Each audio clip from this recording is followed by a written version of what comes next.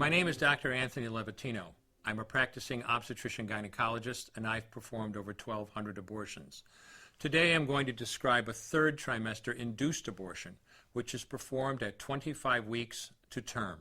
At this point, the baby is almost fully developed and viable, meaning he or she could survive outside the womb if the mother were to go into labor prematurely. Because the baby is so large and developed, this procedure takes 3 or 4 days to complete. On day 1, the abortionist uses a large needle to inject a drug called Digoxina. Digoxina is generally used to treat heart problems, but a high enough dosage of Digoxina will cause fatal cardiac arrest.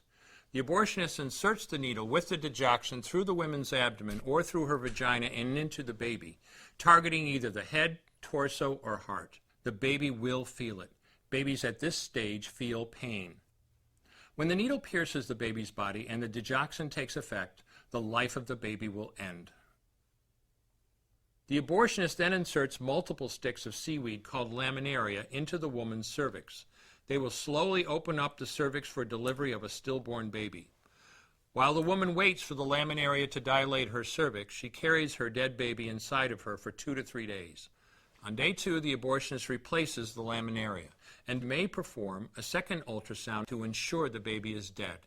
If the child is still alive, he administers another lethal dose of Digoxina. The woman then goes back to where she is staying while her cervix continues to dilate. If she goes into labor and is unable to make it to the clinic in time, she will give birth at home or in a hotel. In this case, she may be advised to deliver her baby into a bathroom toilet. The abortionist then comes to remove the baby and clean up. If she can make it to the clinic, she will do so during her severest contractions and deliver her dead son or daughter. If the baby does not come out whole, then the procedure becomes a D&E, a dilation and evacuation, and the abortionist uses clamps and forceps to dismember the baby, piece by piece. Once the placenta and all the body parts have been removed, the abortion is complete.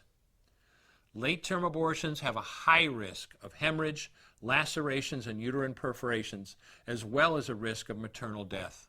Future pregnancies are also at a greater risk for loss or premature delivery due to abortion-related trauma and injury to the cervix. As I mentioned at the beginning, I'm Dr. Anthony Levatino, and in the early part of my career as an OBGYN, I performed over 1,200 abortions. One day, after completing one of those abortions, I looked at the remains of a preborn child whose life I had ended, and all I could see was someone's son or daughter. I came to realize that killing a baby at any stage of pregnancy for any reason is wrong. I want you to know today, no matter where you're at or what you've done, you can change. Make a decision today to protect the preborn. Thank you for your time. I will no longer do any more abortions. When you finally figure out that killing a baby that big for money is wrong, that it doesn't take you too long to figure out it doesn't matter if the baby is this big or this big or this big or maybe even this big, it's all the same. And I haven't done any since then, and I never will.